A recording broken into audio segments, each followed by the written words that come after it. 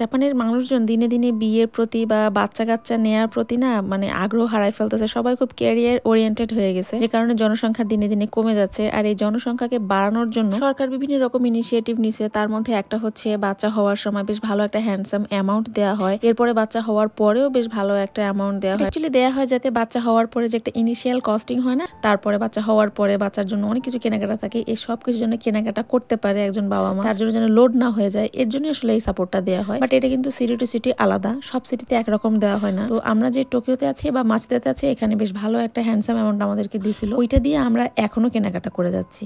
6টা কমলা একসাথে হয়ে ডাল মানে ভেঙে চুরে পড়ার জোগাড়। টোটাল মনে হয় 8টা না 9টা কমলা ধরছে এতটুকু একটা গাছে, কিন্তু এটা যে ছিঁড়ে খাবো সেটা আর ইচ্ছা করতেছে না। মনে হচ্ছে কি সুন্দর লাগতেছে, এরকম সাজায় গোছায় রাখি, এরকমই ভালো লাগবে দেখতে। ছিঁড়তে তো মায়া লাগে। লাখখানেক যে টাকা পাইছিলাম সরকারের কাছ থেকে সুহানা হওয়ার সময়, সেইটা দিয়ে আমরা এখনো কাজ চালা যেতেছি। এই যে আজকে এটা কেনা হয়েছে, ডাইসনের ভ্যাকুয়াম ক্লিনার।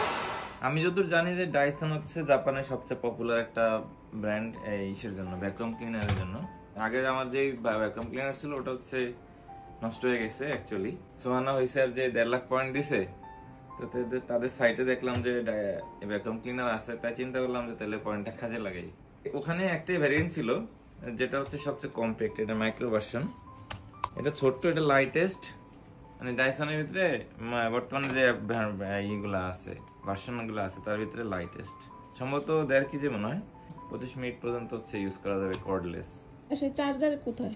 চার্জার আছে যে, আচ্ছা আবার একটা বেস দিছে মাউন্ট করতে চাইলে ওয়ালের সাথে এক জায়গায়, ওইটাই করলে ভালো হবে না? খুব ক্ষুদ্র ক্ষুদ্র ময়লা আগেরটার থেকে বেটার হয়েছে, বাট ক্যাপাসিটিটা কমছে। আগে এটা কত লিটার হবে আমি জানি না।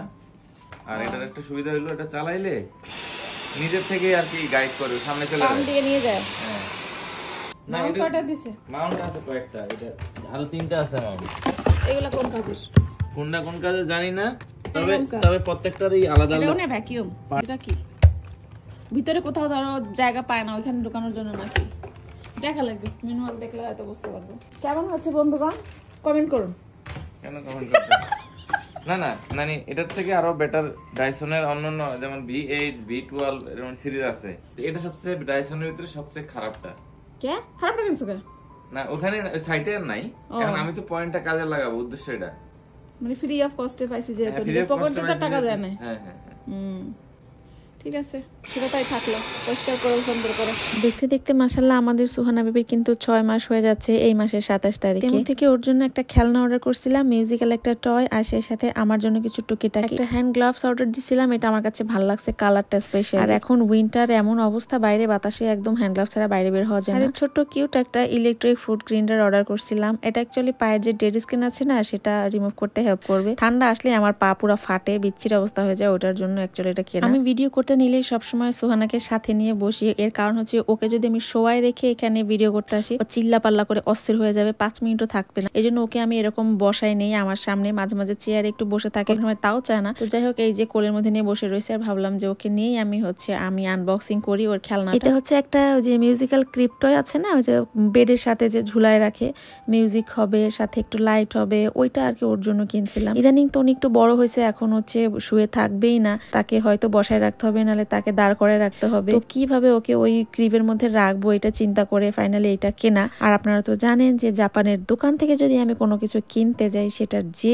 এক্সেসিভ রকমের দাম রে ভাই, অবশ্যই কোয়ালিটি মাছ বেটার হবে, তার কোনো মানে তুলনা নাই। জাপানের যেসব টয়েস রাশের যে খেলনাগুলো থাকে ওগুলোর কোয়ালিটি অনেক ভালো হয় এবং অনেক বছর দেখা যায় চলবে ওগুলো, কিন্তু এই তেমু থেকে অর্ডার করলে এটার কোয়ালিটি সম্পর্কে আমি সেরকম গ্যারান্টি দিতে পারবো না। তারপরও আমি যেহেতু খুব কম প্রাইসে পাইছিলাম, জাস্ট 1300 না 1200 এরকম প্রাইসে পাইছিলাম, এই জন্য এটা কিনছিলাম, জাস্ট দেখার জন্য যে কেমন হয় না হয় দেখা যায়। আর অনেস্টলি আমার এখন আর দাম দিয়ে খেলনা কিনতে ইচ্ছা করে না। সাফনের জন্য এত এত খেলনা আমাদের কেনা হয়েছে যে মানে তার অর্ধেকও সানাইকে কিনে দেয় নাই, আবার সানাইকে যা কিনে দিয়েছে আমার মনে হয় না যে তার 10% আমি সুহানার জন্য কিনতে যাব।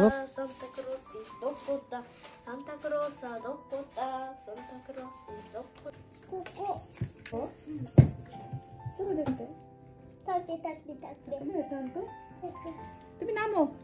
কেন এটা কেমন করতে পারেন?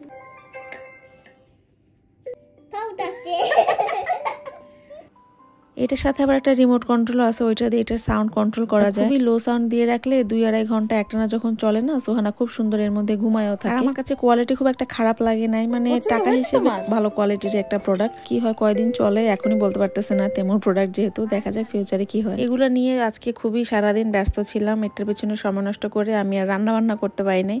পরে পাস্তা বানাই ফেলছিলাম, তারপর সবাই মিলে পাস্তা খেয়ে নিছি।